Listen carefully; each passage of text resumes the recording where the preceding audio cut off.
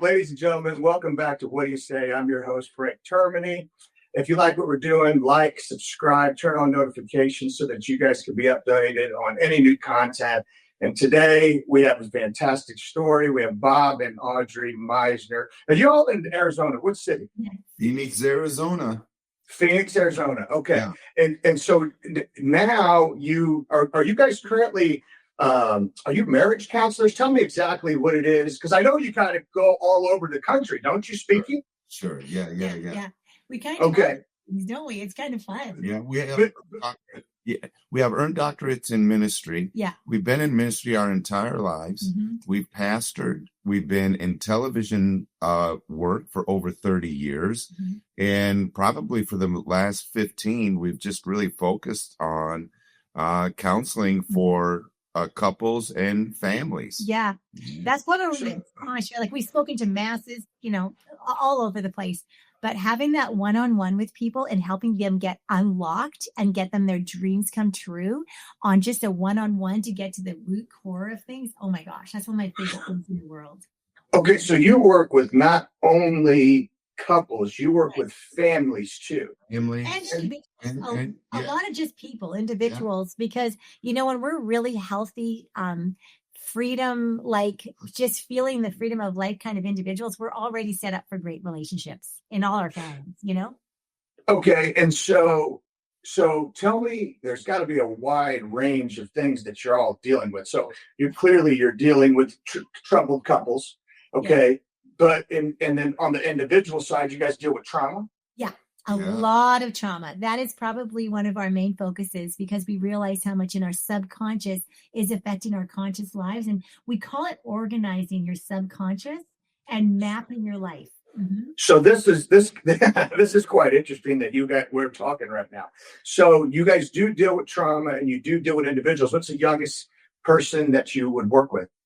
Well, we have worked with children, but it's really not our specialty. It just hasn't opened up for us. We love kids. We haven't ran kids. We're actually crazy about kids. But, we do a lot of online, Frank. With the child, I feel like you really need to be in person. And it just hasn't been something that's opened up. But I know. But most of all, we work with adults. Yeah. Say that again. You cut out. Even though Sure. No, I get it. I feel like I'm still a kid sometimes. It's like. Yeah.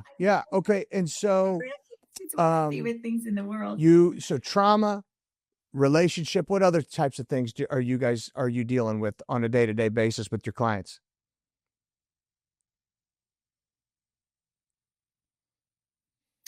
Well, day to day, I think it predominantly would be relationships, Mm-hmm. So whether it be, amongst family, but really a lot with marriages. Mm-hmm. And so, couples that find themselves oftentimes in a crisis moment, but then other times they just want to resolve some conflict. We all bring our own pain within a relationship, Mm-hmm. but then we begin to create these conflicts or these irritations with one another. And most of the time they go unresolved.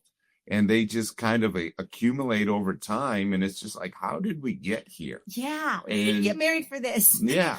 I don't know of anyone that got married to think, hey, let's get married and make each other miserable. Right. Well, I have. Go ahead. What were you going to say, Audrey? Go ahead. So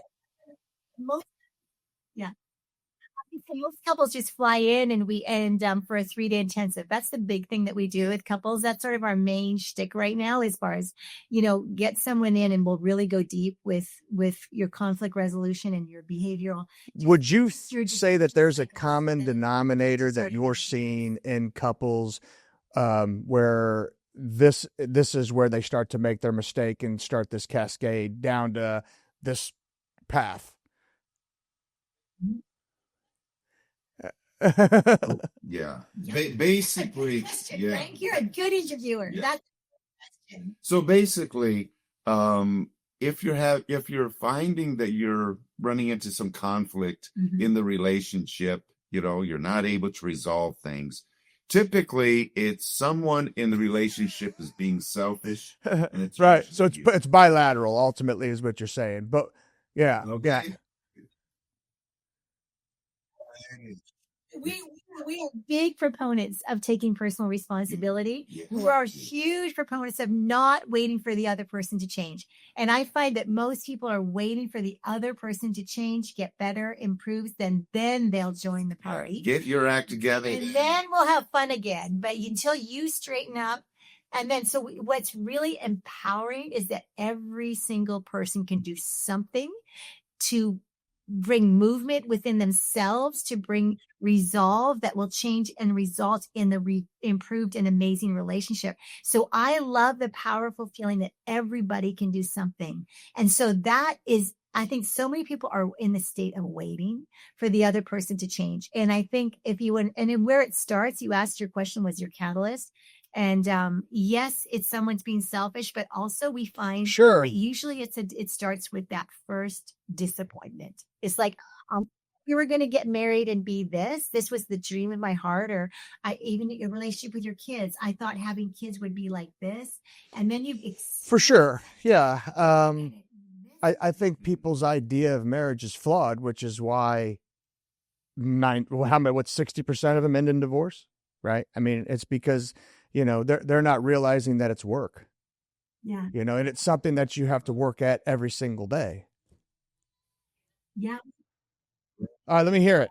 Some interesting theories about that.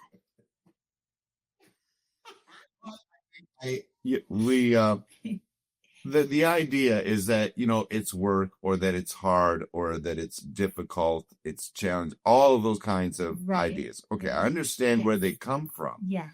But really, you always find what you're looking for. So if marriage is going to be hard, it's going to be hard. We believe in belief systems. We believe that you are following the beliefs of your subconscious mind. But what I'm not saying is that it's not intentional. I mean, you have to be extremely intentional about it. Mm-hmm. You can't just let it, happen, but you need to be intentional. And so, but do I want it to be hard every day? No, do I want it to be difficult? I don't want to. We're just dealing with semantics, but honestly, we do speak words with our mouth. And if we believe that marriage is hard, we're going to keep it married. I would love to just have the most dominant. I got to be honest. I'm the luckiest guy in the world because I have my marriage is actually incredibly easy. I mean, it's incredibly easy. We never fight. We never, ever, ever fight. All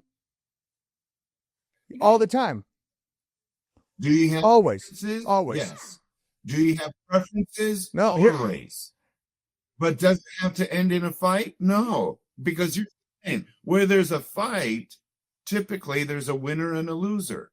Right. Where there's a fight, somebody. And here, half the time when I hold myself accountable, my wife will be like, "You don't believe that? You're just saying that so we can make up and have sex." Like, yeah, that's fine. That's exactly what I'm doing. Whatever. Either way, let's stop arguing. Can we at least just do that? Yeah,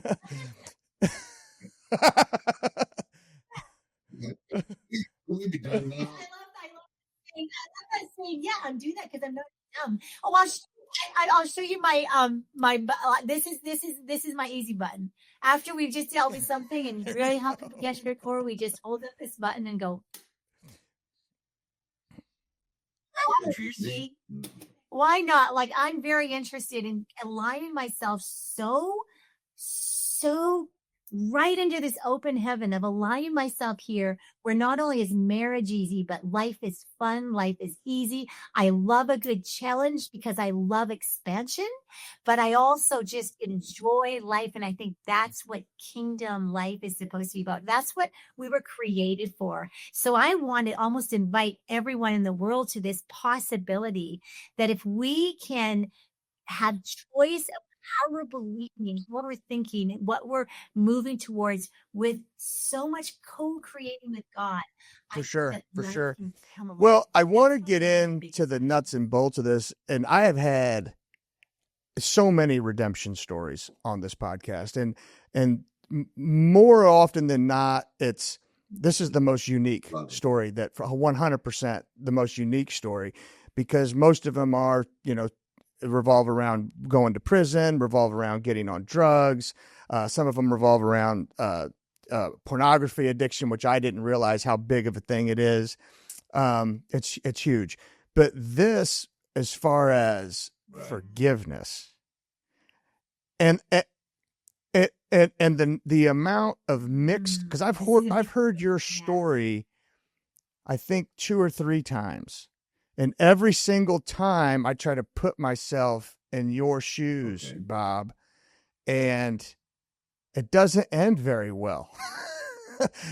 you know, it doesn't end very well for me, and the magnitude of the emotions that go through me as I listen to the story over, you know, the 2 or 3 times that I've heard it, I just go back and forth from all kinds of different feelings.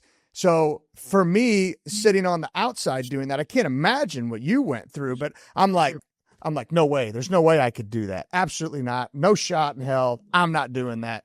And then I think, okay, well, the next day I wake up and it's still stuck in my head. And I'm like, well, wait a second. My way's the easy way out. His way was the hard way out. Right. And so, and I just grapple. It's so torn when I listen to this story, you know? And still to this day, the crazy part about it, I was thinking about this last night. I'm like, I know the outcome to being obedient. I know it. I seen it. I'm looking at it. Yeah. Yet if I'm in that situation, I don't know that I could do what you did.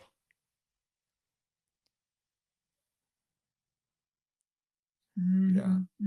Well, I'm glad that you kind of wrestle with it. That's important. Yes. And I've had many people make similar comments to me, you know, after hearing our story coming up to me and saying, you know, Bob, I don't know that I could actually do what you've done. You know, if I was put in that situation, I don't know that I could actually do it. And I said, that's okay. I said, simply because you're not being asked to. So yes. You know, what is it that you're being asked to do, that you're being resistant and not doing? Go do. You see? And so the whole thing is that we can all be accountable. You know, we can all show up.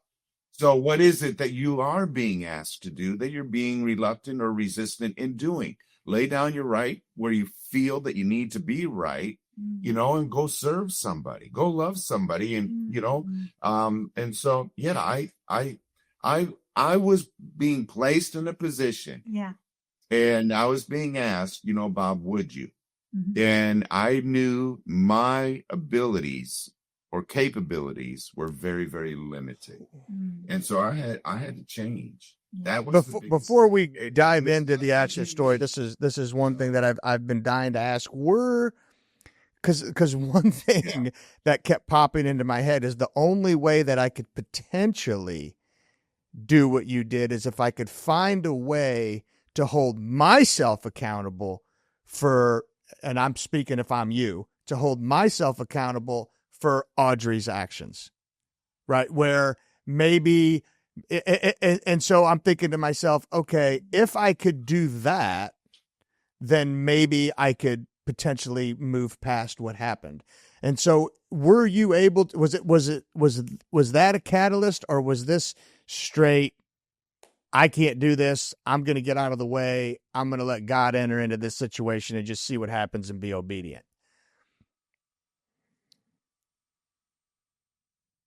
Yeah. So if I'm hearing you right, you know, kind of putting myself, okay, I would be just as capable or just as vulnerable as you. No, what I'm asking is, were you at fault? Was there some type of neglect in your all's marriage that you could look and say, hey, I wasn't attentive, I didn't do X, Y, and Z, and this is why.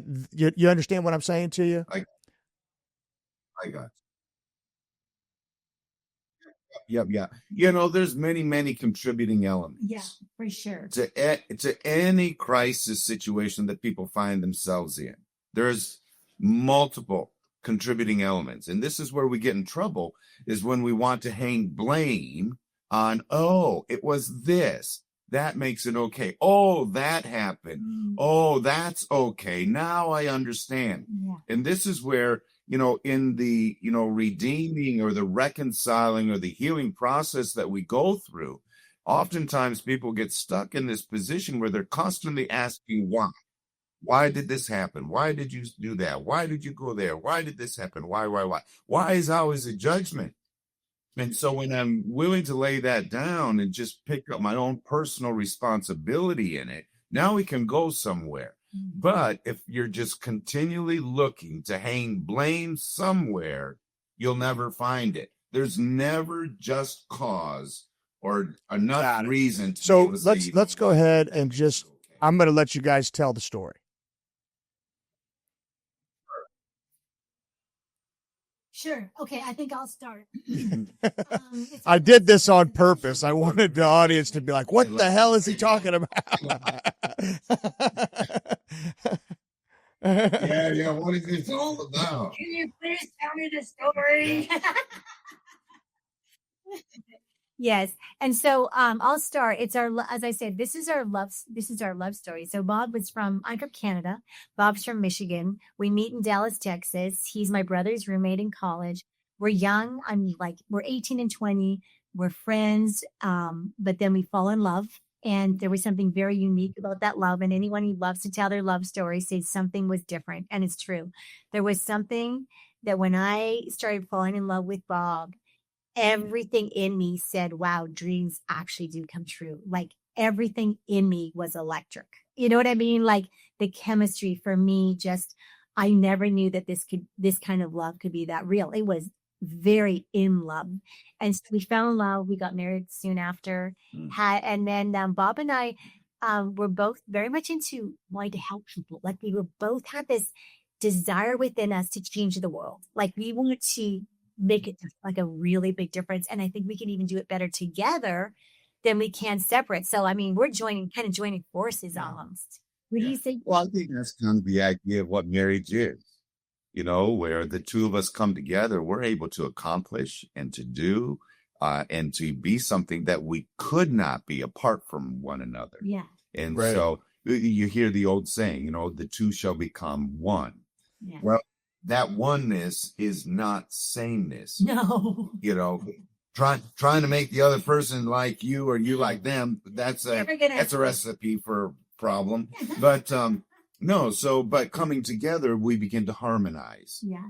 Now we're able to create music. Now we create an expression, that would have never been seen or heard before. And so, we love being with each other and just felt that, hey, let's do life. I'd rather do life with you than without. Yeah. Yeah. So we got married. We had kids right away. 3 kids. We had 3 kids by the time I was 25. So I mean, we're pretty young at this point. So we have our 3 kids, and we live very full lives. We are very, I would say, we both are quite talented, and talent opens doors. And so opportunities come, and we say yes. Can you do this? Yeah. Sure.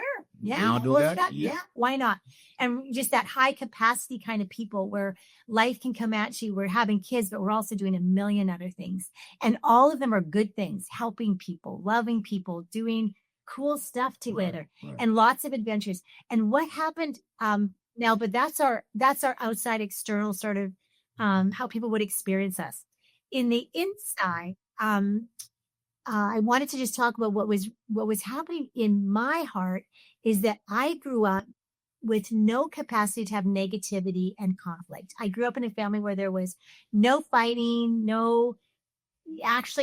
we kind of brush things off and just move on. Go, well, let's just choose the next best thing. Let's not deal. Let's just almost to the point of avoiding, but it didn't feel like avoiding. It felt like wonderful. I thought, this is the great way to live. We just don't do deep stuff. We just move on. That's sort of how I was trained, and in a very positive aspect. So I would say that very early on in the marriage, I experienced what I call my first disappointment.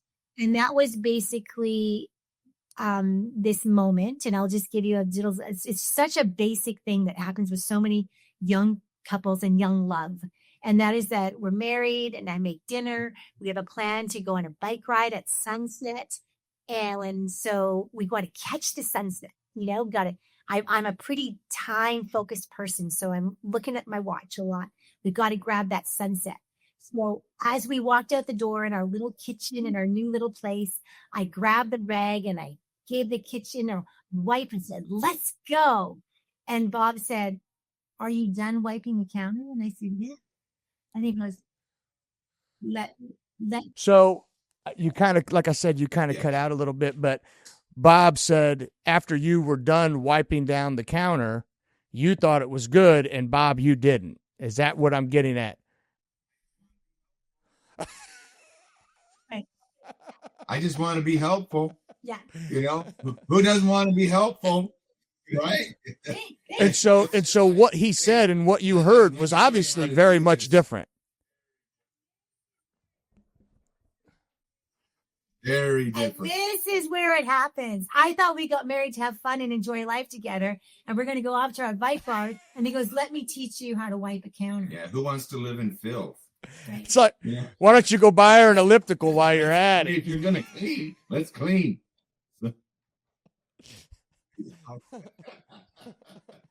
Right. And so exactly, you're so profound.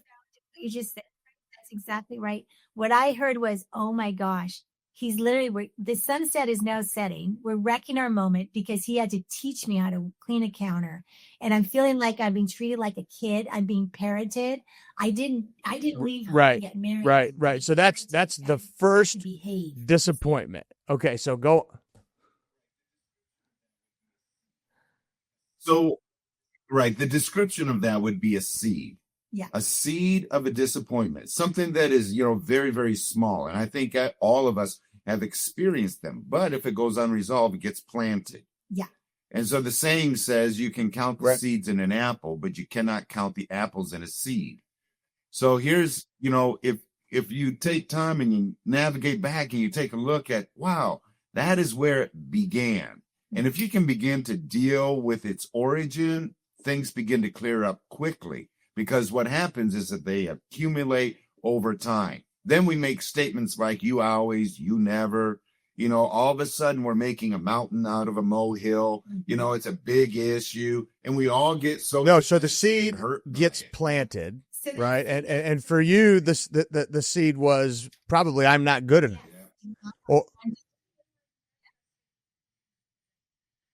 Well, actually, no, I'm more frustrated with him because I could see you going there too. Okay, it was right. actually better. I like the way of just not caring as much.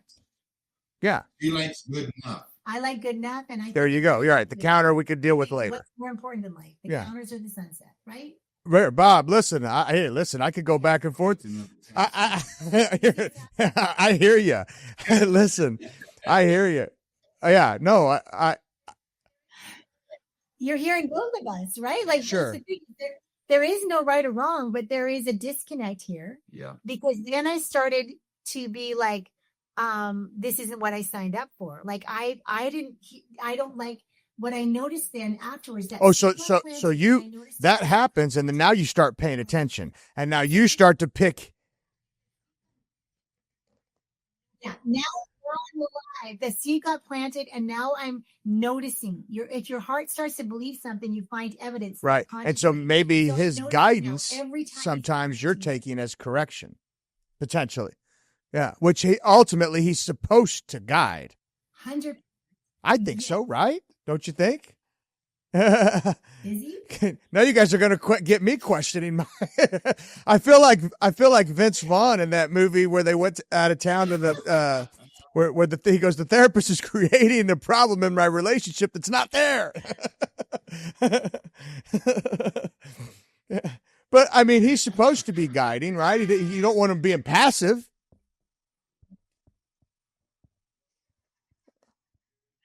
Right. Well, here's what. That's a very loaded question. Here's what we all find ways to navigate our differences. Yeah. Okay. But when you get hurt, then you begin to isolate. Then you begin to, where there's been the friction or the irritation, all of a sudden you begin to become blistered. Okay. Yeah. Or you create, a sore spot. But over time, you become calloused. Mm-hmm. And when you become calloused, then you create a hardness of heart. Mm-hmm. And now you're, living parallel lives, but you're missing the benefit you know, of the union of oneness of why you really got married. Yeah, that The beautiful connection, Yeah. the connection and that harmony that you've been looking for. It's not a right or wrong or correction. It's more like we want to stay connected and we want to respect and value each other in our individuality. Because what you don't want to do is just make these roles, husband, wife, so refined because, you know, oh, that's my role. No, that's your role. That's it. You see, then we become extremely contractual. Mm-hmm. And then in our contracts with one another, then what do? You keep measuring one another. Right. Well, I did this and you're supposed to do that. No, but you didn't do that. So I didn't do this. Oh. No. Okay. Now Sure. constantly, you know, measuring and No, it's judging. brutal. It's a recipe for disaster. It's not a way to live. Yeah. Okay. It is. Yeah. Okay. Let's move along. Okay, babe. So what happens is I didn't say anything because I'm not into confrontation at all. In fact, I avoid it like the plague. So I just No, because ultimately, if you did Well, deal with it, that's right. maybe the story's No. different. I You just know. Yeah. 100%, Frank. Exactly. But so he's teaching me how to wipe the counter, and I'm feeling sad and corrected. And so then we move on. Don't say it. Of course, I don't say a thing. We never talked about this little moment in the kitchen until 20 years after we've been married, and we both remembered it Wow. because something shifted in the atmosphere that day. Mm-hmm. I can remember it Isn't very well. wild? Yeah, Isn't yeah. that wild? And that's why I talk about the power of that seed. Yeah. You're that Well- seed of a disappointment. Yeah. And I notice it Yeah. so much with my kids, right? But I've never thought about it with my wife, right? Because with my kids, like I've said things to my son who's 11, Mhm. and then I'll ask him to kind of repeat what I said and see it, make sure he's got the meaning. And what he repeats and what I said aren't even kind of the same thing, right? And then that's how, you know, and I know ultimately everybody, all dads are going to leave gaps, right? That's just the way it's going to be. But and particularly because I'm a coach, and as I coach him through things, Yeah. you know, like yesterday he got done playing basketball. He goes, you know, I really don't care Yeah. how I do. I just care as long as you don't get mad at me. And I said, wait a second. Hold on. The only time I ever get mad at you has nothing to do with your performance. Right. And I'm trying to make him understand. I will get mad at you and I will jump your butt on your attitude and your effort. But I will not jump your butt on your performance. Right. So, because he thinks, oh, I made 10 baskets yesterday and I got 6 rebounds and that's why dad didn't yell at me. And it's like, I don't give a crap about the baskets or the rebounds.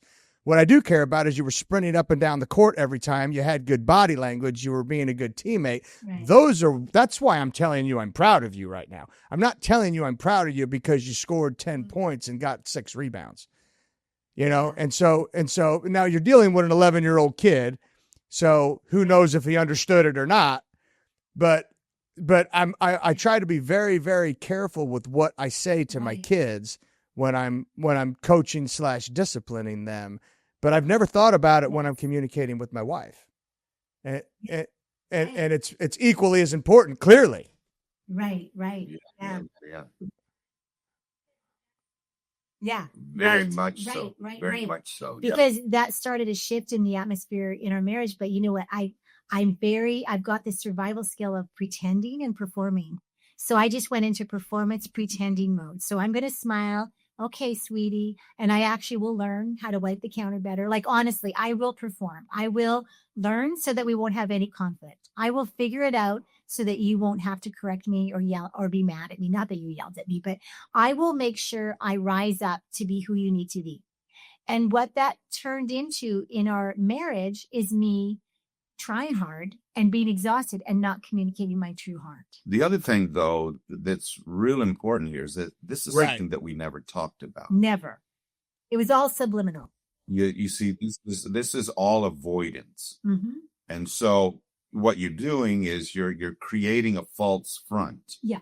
So you might be having sex, you might be getting along, you know, seemingly well, Meanwhile, you're accumulating this hardness, this wound, Mhm. and all of a sudden, it creates a tiredness, Mhm. and over time, it's just like, how do I get rest? I gotta say, every single time I hear you guys talk, I go home with my wife and I will sit there and I will say, is there anything you're missing from me? I swear to you, it facilitates that conversation from me and her to me every single time. Good.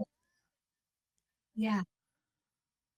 Good. I Yeah, love that. yeah. I hope that anyone will hear our voice and feel valued as a person in what they need, but also feel just the value of who they are in this relationship. I hope that, so the fact that you do that, that it stimulates connection with you, that's our dream. Because so often in relationship, what you're experiencing from the other person Yeah, is far more of a mirror of yourself. right.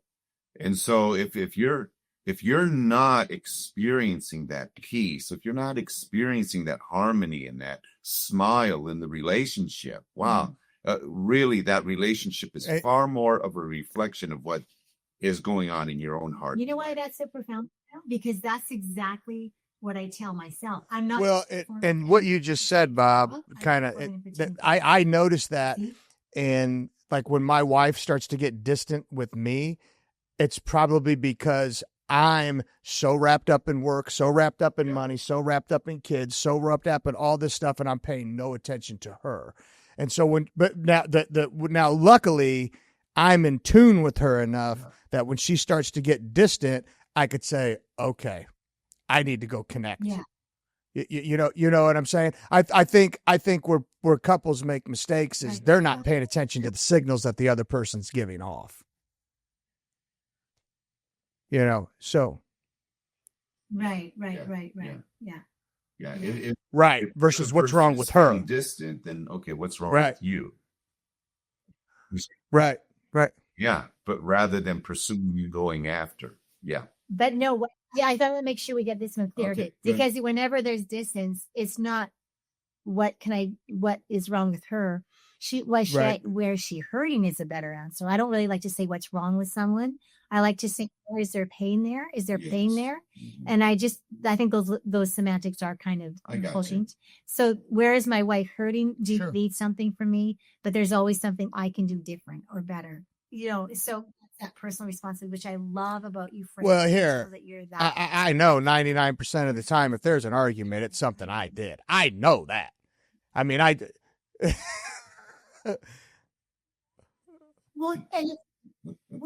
That's all. We all have opportunity to move, to expand, right? And amazing. So, okay, so we'll try and move on. It's good. We're talking about good stuff here. What happened in that day is that eventually, about 3 months later, I started to really notice that disconnect, that distance, like you called it, Frank. And so I started to notice the distance with Bob because I was starting to feel this correction. It was becoming a habit where I was feeling corrected. I had no language to describe this to Bob. So all I did was just got mad one day and I said, "You're hurting me all the time." And he's like, we're just newly married. He's like, "What?" I said, "I'm really hurt a lot." I didn't say you're correcting me. I didn't say this was the time. I said nothing except an attack. "Bob, you're hurting me so much." And I can only imagine how confused he was. And he says, "No, I'm not." And I went, "Oh my gosh, you're even correcting my feelings. Like, this is not." And then he got very upset. I got more upset. I felt even more distance from him. And then my hard belief became, this did not help. Reaching out and bringing attention to how he's hurting me doesn't help. So I'm going to continue to perform and pretend, because the conversation won't help. So that's the pattern. We all develop these patterns in our marriage where everyone's different, but that was my survival skill, was pretending and performing. So now we go on to our very full, high capacity lives, and I'm performing and pretending in Bob, even though we have fun, we laugh, I make sure everything stays the same. We don't fight, but he isn't, I've distanced him from my actual core. So he's at arm's length to you, but as far as he's concerned, he's in the inner circle. Yeah. Every 100%. And you know what? In my consciousness, I thought he was sure. No, I get that. too. Yeah. All Absolutely. This is 2020 hindsight that I'm talking about. Because it took a crisis, and this is what I'll get to right now. So this fast forward this pattern for 17 full years. Okay, 17 years of this, and it's with great adventures, earning the best life I thought imaginable. Yeah, we're doing very exciting things. Yeah. We're very successful in what we're doing. It's very good life. I mean, we're the ones. You guys are a power couple as far as everyone else is. You're the marriage everybody wants. Right. Oh my God. Yes. That's it. You guys got to make a movie out of this. Seriously, you really do. Oh my gosh. Okay, so go on. Okay. So now we added even more things on top of our already busy lives, and I started to get very, we call it quiet desperation. I started to get very exhausted because I'm keeping it on. I am turned on to high capacity every single day of my life, and it's getting exhausting, and I'm giving out a lot. The nature of what we were doing was a lot of giving out to others, and I'm not truly getting filled myself at all, but I'm so good at performing that I have that smile and it looks great. But if you do that for too many years, you do actually hit bottom. But I'm not going to say bottom. I'm going to call it extremely thirsty. I got like I'm talking in my inside world, in my heart place. I was just thirsty for rest, thirsty to just turn myself down and just be, And so in that very thirsty place, thirsty becomes very desperate. You can imagine someone who in the desert hasn't drunk for 2 years, for 2 days, like that kind of thirsty, parched. And in external circumstances, a young guy starts coming to this church we're pastoring, and all he does is say things like, "Oh my gosh, Audrey, does anyone see how much you do in a day?" And I went, "Oh," it felt like a drop of water in that thirsty cup. You see? Does anyone see how much can I help? And he had me take a look at myself, can I help you? And I thought, oh, that feels nice, right? But then I became that drop of water felt so good where I was the most thirsty that I started subconsciously craving more of that. So now I want this friendship. I want more of this friendship. And I was so thankful that because of the nature of who I was, I love Bob so much. I love our kids so much. I love God so much. I would never do anything inappropriate. So I have different standards than others because I'm fine. I can have a really deep friendship with a younger guy, like who cares? It's fine. I'm very strong. And in that word, I would never, those 3 words really were saying spiritual. And so what you were ultimately saying was, I'm bigger than this. I'm bigger than this temptation. And ultimately, really, no one probably is. Yes. I mean, you have to be humble enough to know. Exactly. Hey, and when you say spiritual pride, you have to be humble enough to know to say, hey, I'm not bigger than this. Anyone's vulnerable to this, and I need to stay away from this deal. And your subconscious is, hey, I liked that little compliment. He probably picked up on that, and he starts firing them at you over and over. Right. Oh, yeah.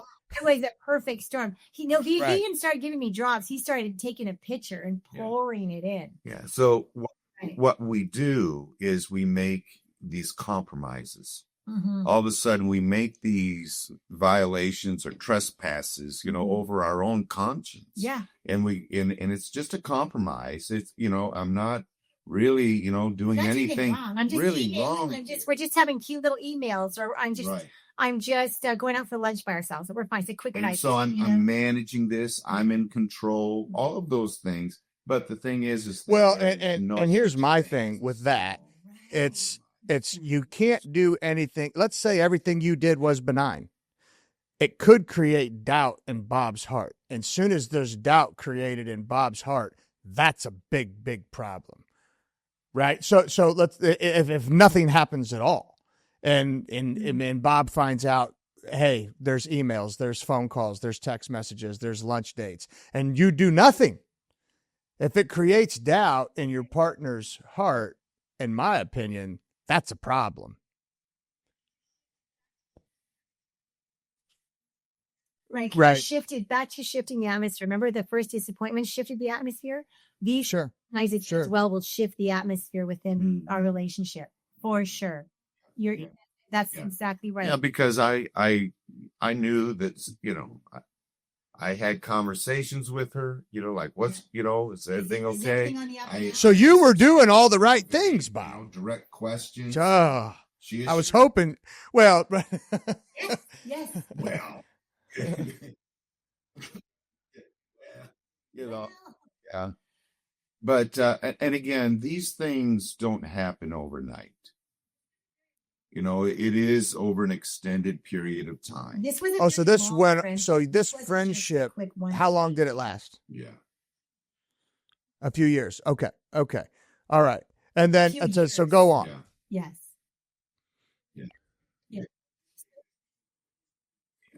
So we have this friend. I'll just say this, because very, very rare is it about the sex. Mm-hmm. Very rare is, you know, infidelity or, you know, an affair ever about the sex. It's usually about an escape.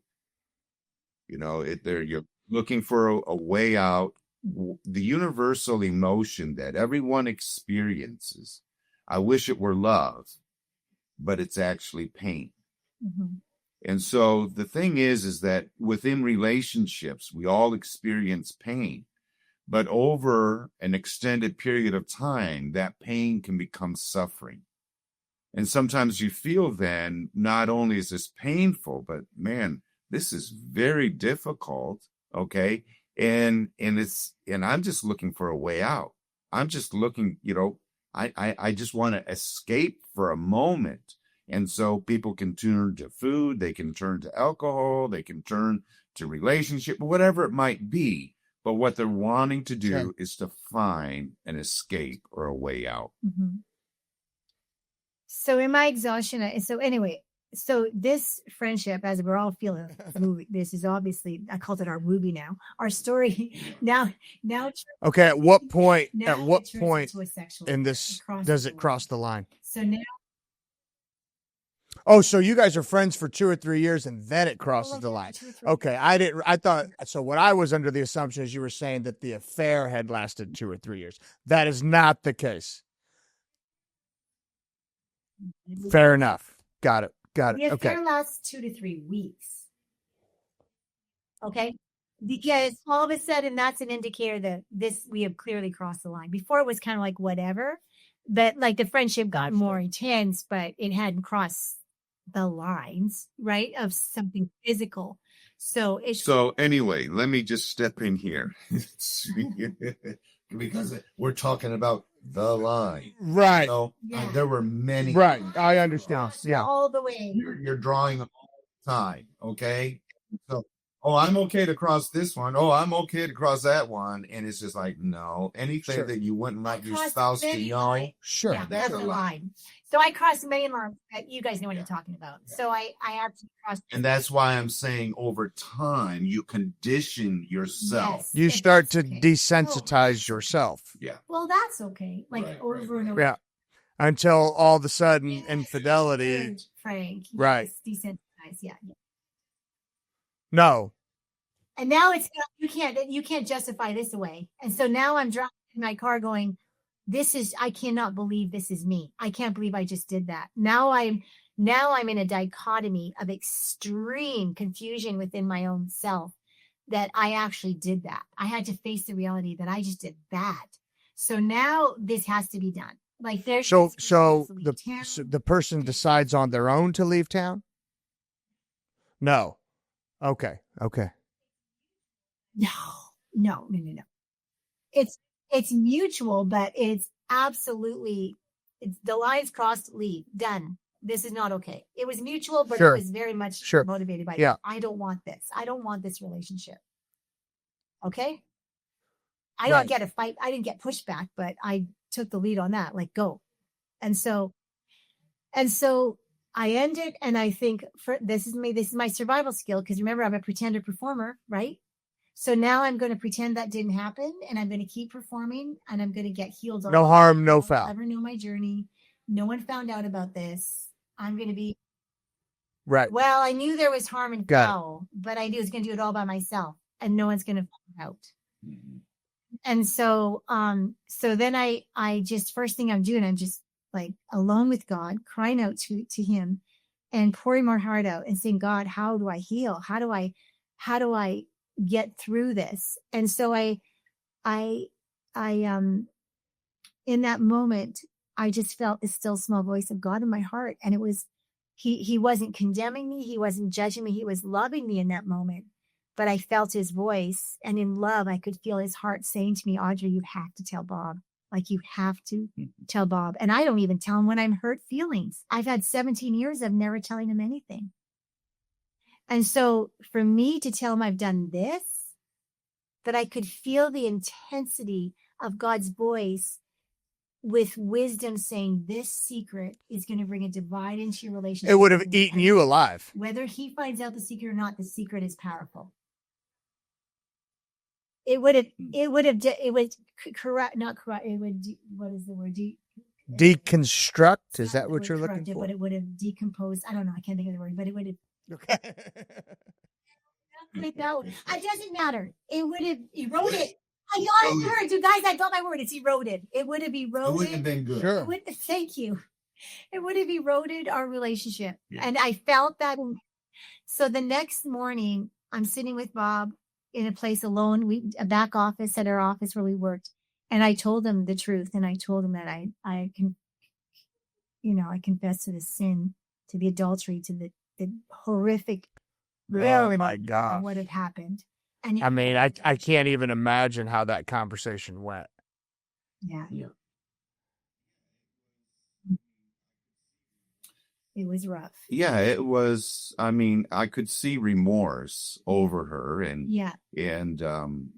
my questions, became interrogating, and in that moment, you want to be mad.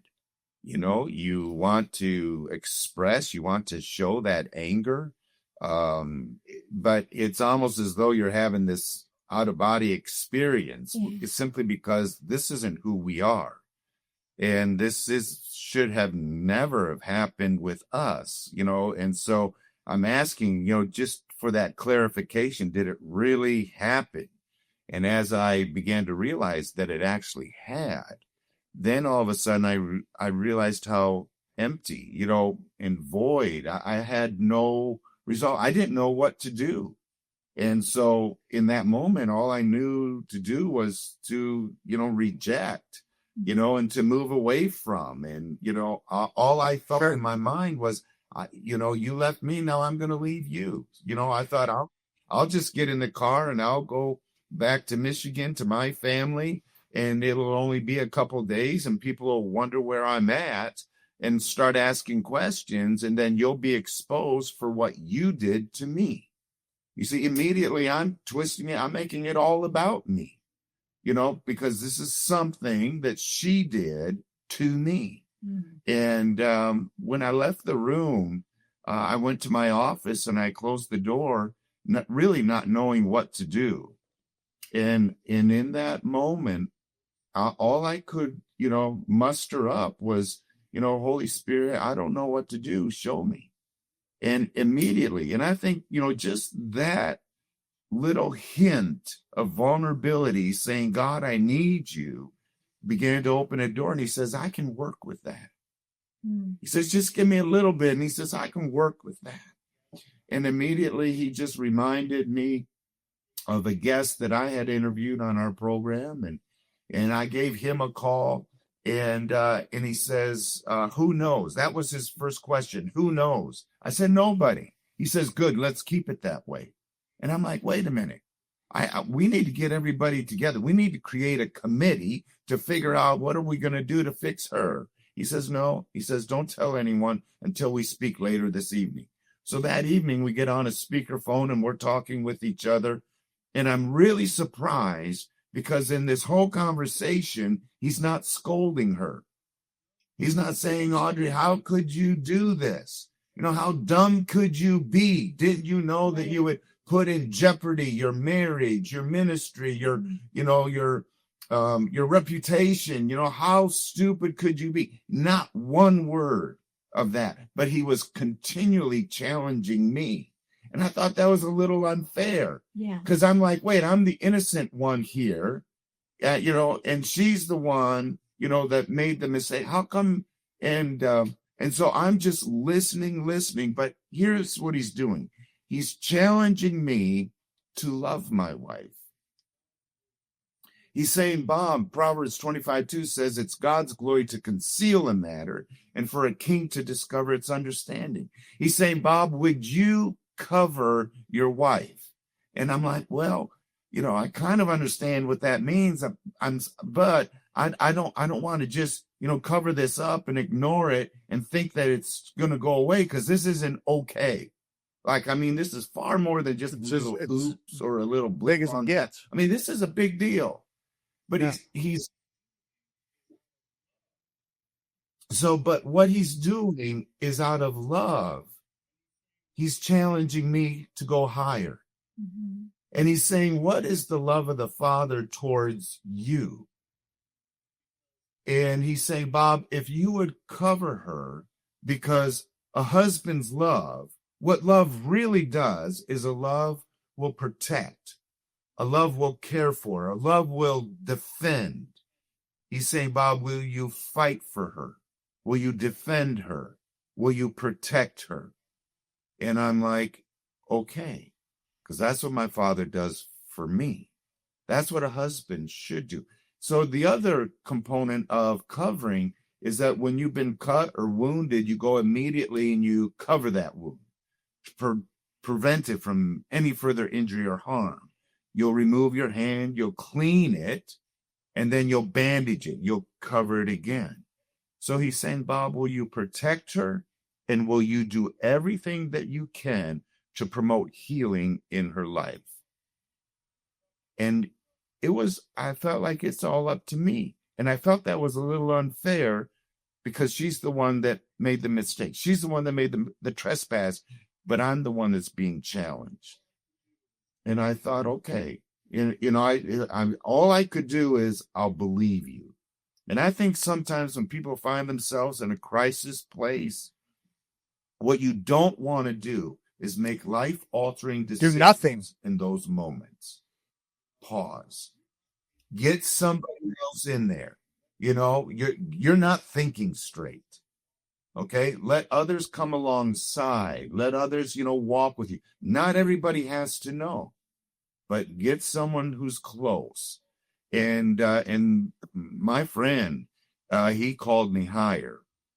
And then before we hung up the phone for that very first conversation, my question was this: what do I do tonight? Do I go get a hotel? Do I sleep on the couch? What do I do? Obviously we don't go to bed together. And he stopped me and he said, Bob, he says, you're going to get right back into that marriage bed. You and Audrey will not spend one night apart from each other because we will not participate with a spirit of divorce. And that was a hard statement. And I remember that night, and I would describe it as, one of the darkest nights of my life. Because that very first night, all I could think of is, every hope, every dream that we had when we got married is now gone. It's now erased. Everything that we've worked for is now going to, be taken from us. And surprisingly, everything of 17 years. Is this the first time? Is it the first time she did it or the first time she confessed? I mean, you could have 100 million things going through your head. Oh, how many times? There's all kinds of things going through your mind. What came Right. You know, Right. How many times? where, Yeah. Oh, when, God. when did it start? Right. This, that, images. And then not only do you have to forgive her, Was but you also, if you can't forgive him, then you know it's not going to help you either. You have to somehow forgive the guy too.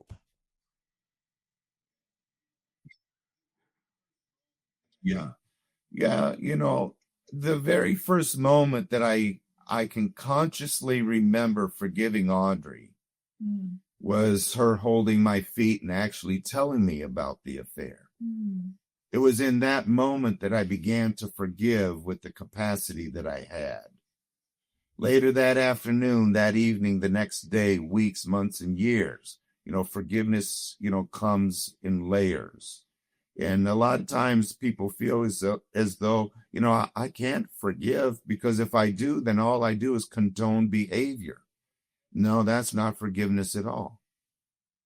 So there had to be a work in me, you know, in understanding the extravagance of God's love for me and how he loved me, because I can't give away anything that I don't have or haven't experienced for myself. So the next day, you know, we told her parents, you know, we were working with them. We went and got help. And that's when I had a thought that I had never had before. And it was simply this: what do I do if, as a result of the affair, she's pregnant? I had had a vasectomy. So, I mean, we were done having children. And I was just like, you know, what happens if, you know, if that happens? And I remember asking my pastor, Leo, and we're walking across the parking lot, and I'm ready to drop this bombshell of a question on him. But before I could even finish with the question, he comes up with an answer. And he says, Bob, God's grace will be more than enough for you. I was so upset. You know, I didn't say anything, but on the inside, I was just like, you know, just like, how dare you say that? You know, this is my life that we're talking about here. And you want to just throw this cliche, you know, that God's grace will be enough for me, you know, kind of thing. But inside, I heard the whisper of God. And he said, Bob, this man knows something about my nature and character that you know nothing about. There's a grace for you that is more than enough. And I began then my journey to God's throne room to discover everything that I needed, because you completely felt bankrupt. So we went home thinking, okay, you know, we've been rescued. We're on a different path, and we're going to be so okay. Mm-hmm. Yeah. Yep. Then we get home 2 weeks later and find out that I'm pregnant as a result of the affair. And I think when you know, those moments in time where the time just freezes, walking out of that doctor's office, I felt myself crumbling. I'm such a strong person. I always can face whatever comes my way. And I was literally, fear was just screaming at me that was the end of my life. Everyone in the world will know the most selfish and sinful thing you've ever done. This baby will not look like the other children.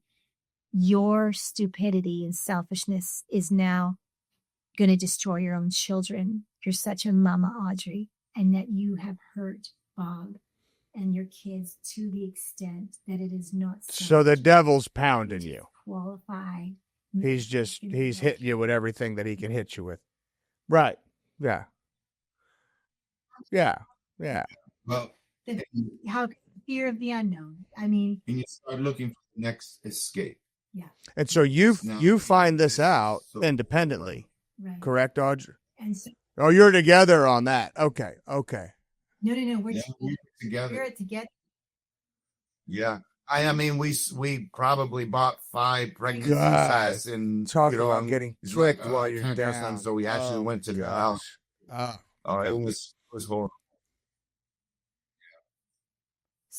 So we're only a few weeks in. I mean, and so We walked out of the doctor's office, but Bob and I have talked about this moment, walking to the car. I could close my eyes and be back in that memory. Easy. And I was hanging on to Bob like this. Mhm. And it was probably my most crumbly moment of my life. But I felt literally something strong rise up in him. I'm emotional right now. By just crumbling into him. Like, I can't do this. And I could feel something in Bob shift. I don't know what it was. Maybe it was just. Well, for me, I know me, kind of a thing. But I mean, this was beyond. Now all of a sudden, things I can't do this. I can't do this. And I began to realize, okay, what am I going to do? And I don't want to lose my family. I don't want to lose my kids. I don't want to lose my marriage. And now I've got a little one. And it was we had a big journey ahead of us. Right. But I also knew that, okay, I really did. So how old are the three older ones at this Okay, point? So Bob, what are you going to do? So they're all well old enough 15, to know. 13 and 10. So then you got to have that conversation. Oh, yes. Yeah. Right. Right. And so, so the first thing that had to happen was I had to work through some of my fears, because the fear was so excruciating that I had to, in the privacy of my own kitchen, I called an abortion clinic. Because you can't hide the affair now. Now, no longer is it just between us and our counselor, our pastor, reconciling. Now there's a baby involved. Now it is public. Right. Because otherwise, I don't think we would have told anyone. And which would have been okay. Wow. And now you guys are ministers. This is not. And you're very public, and you have to go through. Oh my! I never thought Very about public. that. Now you have to go through. And also a little caveat of this is that when I was 10, my mom and dad started the very first Canadian TV show. So I'm very public. I'm known across Canada. This is not a little deal. Media would have eaten this up. It's pure scandal. This is not. Well, and this is going to destroy my mom and dad's life work. Yeah. Okay. Yeah. Let's go quick. Yeah, I can feel the intensity. I knew there was more details to this. I just didn't realize how much more. So okay, so let me just ask you this question. The gentleman that you had the affair with, where's he at in all this? Does he just huh? Okay, so does he even know about since he left?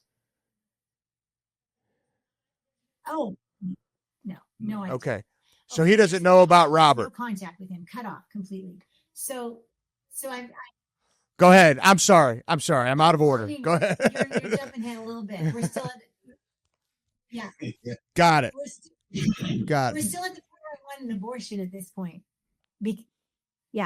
Okay. So I'm calling the abortion clinic, and they said, "Oh, you just have to take 10 pills and your problem will be gone." And that's when it hit me that I had a big choice to make, because I hung up the phone, and everything about me being a mom, I really love being a mom. My kids have been my everything, my whole life.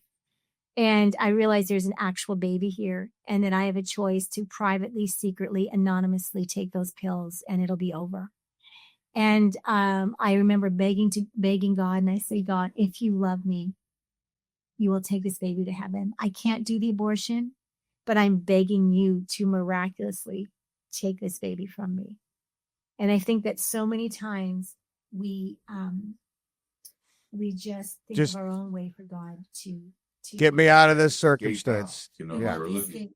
Just get me out of this. So then I'm here. So I'm here today now saying, I'm begging God. He says, "You know what? I'm sitting here today with you guys saying, I'm so glad God didn't answer that prayer, because honestly, I want to be evacuated out of my circumstance, but God says, no, I'm going to take you right where you are right here. And I'm going to love you like you've never loved you before. And I'm going to walk through. We're going to walk through this. We're not going to avoid it. All of the avoiding you've done all your life, Audrey, you're going to stop avoiding. You're going to stop pretending and performing, and we're going to go through. And we're going to go to the other side. And that's when I made a shift in my heart. And the next day I was alone with my dad, who in the car, who was very loving, very merciful man. This relationship was very challenging. It was hard for me to feel. It was very, obviously, there was so much hurt and pain here that for me to truly cry, I was with my dad. And I just said, Dad, and we were in a car, and I said, Dad, I can't do this. There's a baby. I can't. And I was begging my dad. I said, I can't. There's a baby. And my dad just put his hand on my shoulder and he said, Audrey, he said, that's what you did. That's big words.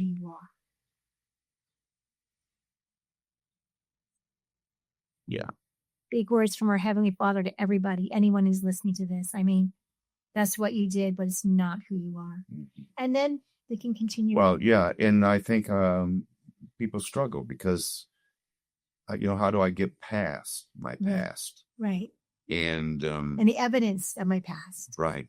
So, just with so much confidence, our Redeemer lives. Yeah. You mentioned earlier, within your podcast, all the different stories, that people have been able to come on here and share of how extravagant God's love and redemptive work is. It's phenomenal. Well, we were in that place. So we weren't running from something, but rather going to something.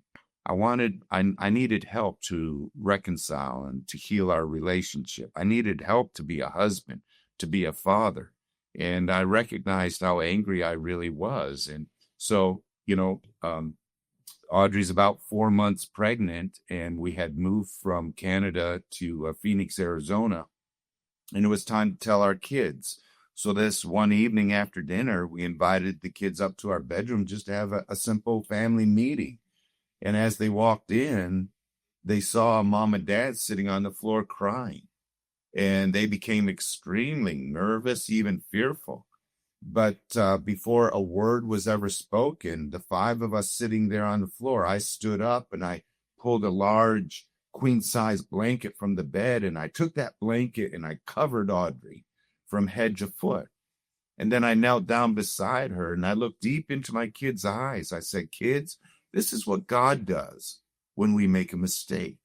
He comes to us and he covers us, and he wraps his arms around us and he says, I'll never leave you. I'll never forsake you. With Audrey covered and held in my arms, I began to speak to my kids how much I loved their mom. I began to speak about us as a family. And then I said, your mom has made a great mistake, but I need you to know that I'm not going anywhere. So with her covered and held in my arms, I said, kids, you're going to have a baby brother.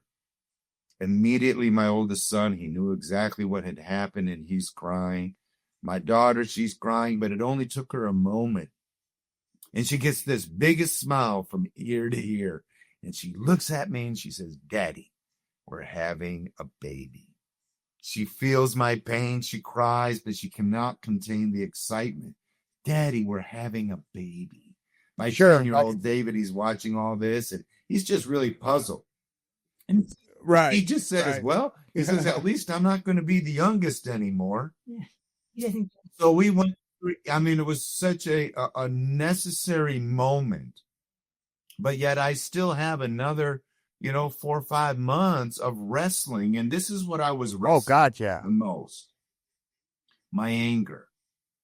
Because realize that this baby is completely innocent, but this baby does not deserve to be raised by an angry father. I've got a problem. I know what it's like to have a little toddler, grab your pant leg and pull up and look you in the eye and say, Daddy. And I would role play these images or scenarios, and I'd say, but I'm not your daddy. I had so many, anger and deficiencies within me. I didn't know what to do. And so one morning I was with my pastor and I'm just begging him because I had people calling me saying, Bob, You're doing great, but you can't keep this baby. Don't put it on your marriage. Don't put it on your other children. You can adopt this baby out, all those kinds of things. And I'm talking with my pastor. I said, Leo, what do I do? And I'm just saying, please tell me. And he says, Bob, there's a baby on your doorstep. What do you do? Will you participate with this fatherless generation, or will you become a father to the fatherless? Bob, you have to grow up.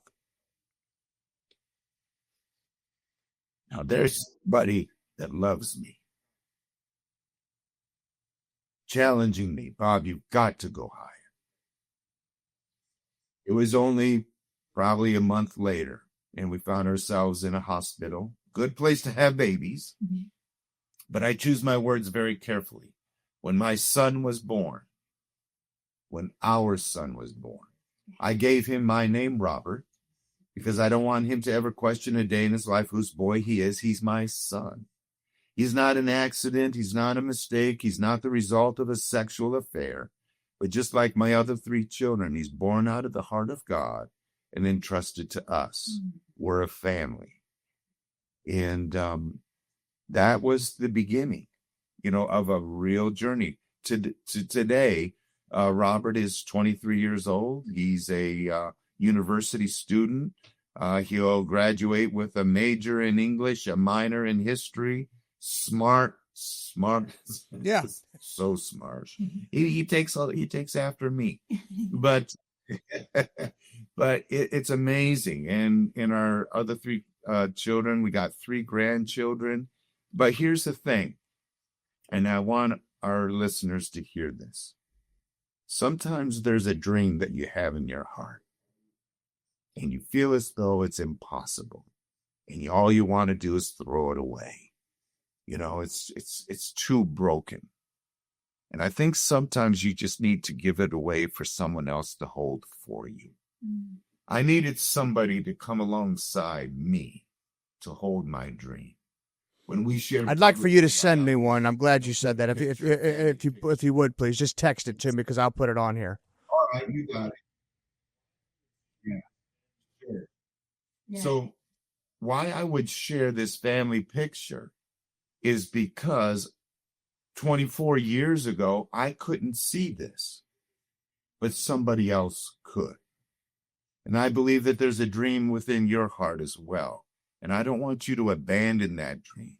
Let others into your life. Let them hold that dream for you as you journey through, because you can come out the other side different. You can come out the other side with reward, with character, with development, with a capacity to be able to hold a dream.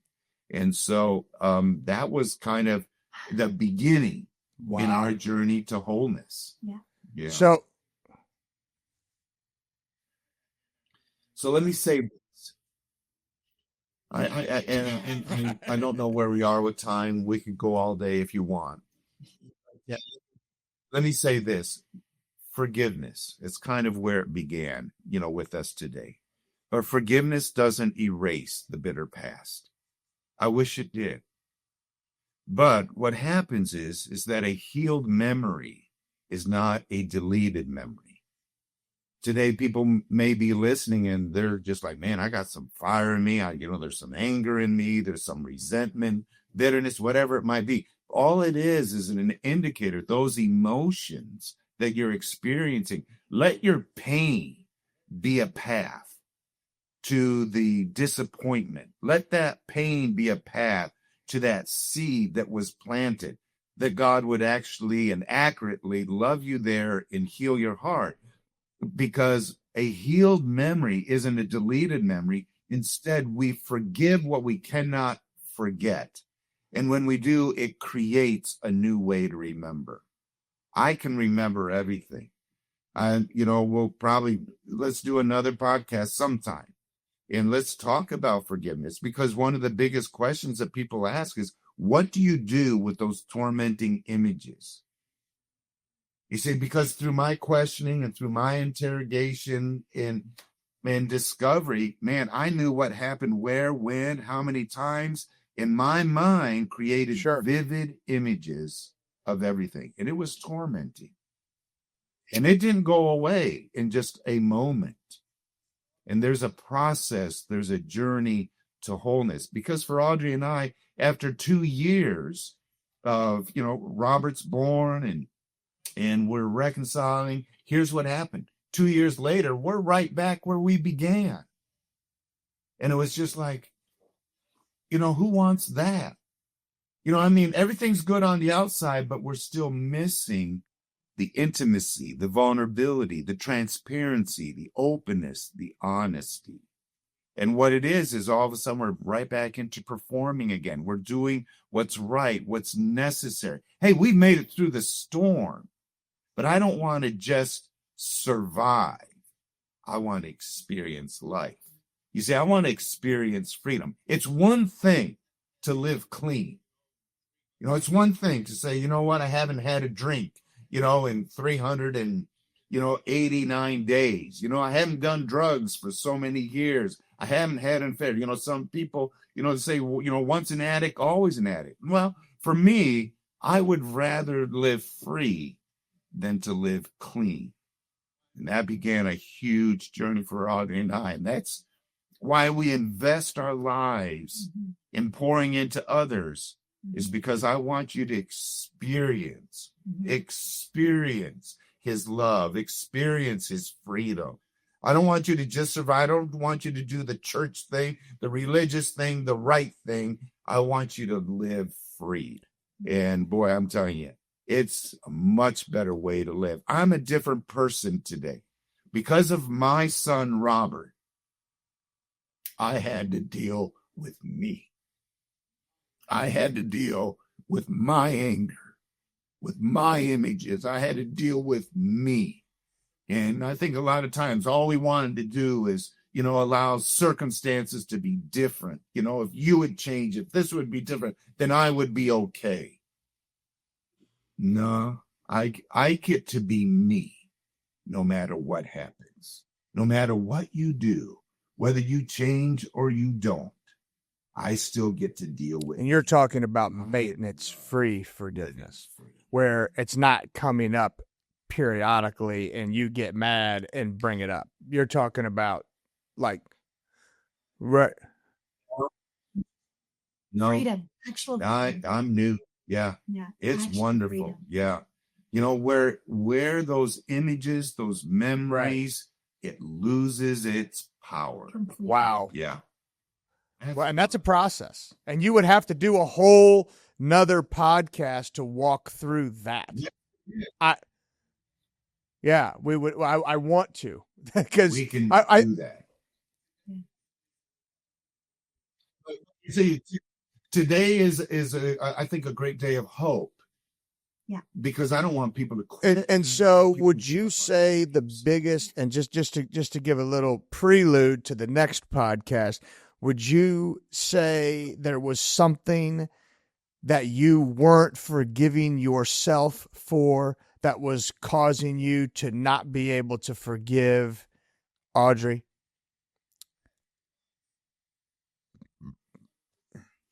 I had a lot of stuff. And I would probably say one of the biggest ones, a fear of rejection. And when she had the affair, everything inside of me began to scream, you see, you are unlovable. You're undesirable. It's only a matter of time and you'll be rejected. See, we don't live the life that we want. We live the life we believe we deserve from the beliefs of the heart, not the intellect or understanding of my mind. Jesus says, I've come to heal your broken. Say that. My joy. That was big. Say that one more time. You don't live the life that you want. You don't. Yeah, that you believe you deserve. You live from the beliefs of your heart. The beliefs of your heart are far more powerful than the information or the understanding of your mind. Because what you believe, you will seek and find further evidence that what you believe is actually true. And I think You're talking about a self-fulfilling prophecy. Redeeming our subconscious beliefs. Yeah. Like, yes, Sure. absolutely. But then there's also a lot of self-talk that goes on. There's a lot of behavior that, comes out of it as well. It's not all subconscious. No, we sabotage, some of the best things that are brought to our lives because of our limiting beliefs. Mm-hmm. So this is where you'll tap into a lot of the passion. This is 23 years of this. Yeah. So now I wanted answers. Yeah. So we discovered, as I said, Bob said, we got our doctorates. Now we have courses and stuff. I have a happy club that I do twice a week because I believe in dealing with the subconscious. And so I teach about what truly it means to be happy is not chasing anything, but to truly have this inside world and this inside life where peace is real. So I really help a lot of people through that twice a week. And we do a lot of stuff. And plus we have couples and probably every week for a 3-day intensive. Yeah. Yeah, so we still have full lives. Yeah. Rather than, in your traditional an hour every couple of weeks, with a therapist kind of a thing. It's just like, no, come here. Let's change the trajectory. And let's go to those subconscious beliefs that are actually. Let's deal with it. So you guys in that 3 days basically picked the heal scab. the traumas of those places. Right. Yeah. Oh, no. We uprooted an entire tree. Yeah. Yeah, we uprooted. I want you to be free. I don't want to pick a scab. I want to get rid of that tree that's producing fruit. Well, listen, that you're not Audrey, I have your email. I'm going to shoot you an email because I 100% want to have you guys on again. Because now that everyone knows the story, I really want to dive into the layers of healing, right? Yeah, and I know we could very easily stay here for another hour and a half without breaking a sweat. But listen, I really enjoyed this. I know you guys are super busy, and I appreciate your time. And do me a favor, send me a text of the family because I want to put that on here, number one. And then if there's a way for people to contact you, if they hear this and they decide, hey, I want to reach out to you guys, I want to put that on here too. Yeah. Oh, that's it. So easy. bobandaudrey.com. Oh, well, that's easy enough. Okay. All right. Perfect. Shoot me a text to the family pic. And then I want to get another podcast on the books at whenever you guys could do it.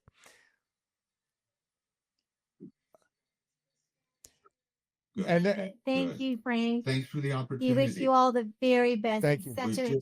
We send a lot of love to your audience. And to a lot of possibilities. Okay, guys. Well, thank you very much. That you didn't know was there. Yep.